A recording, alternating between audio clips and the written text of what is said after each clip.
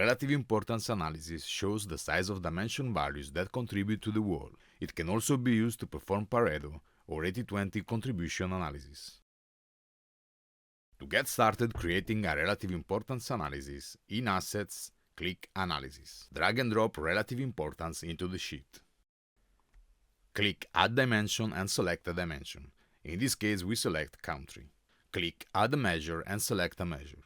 In this case we select the sum of sales. Optionally, under Analysis Properties, adjust the limits. Limits determines the grouping of items in the chart by their contribution percentage.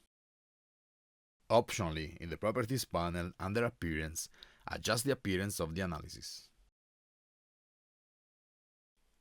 Now you can see the relative contribution of each country to the total sales, helping you identify the top performing regions and focus on key areas for improvement. And that concludes this video. Thanks for watching.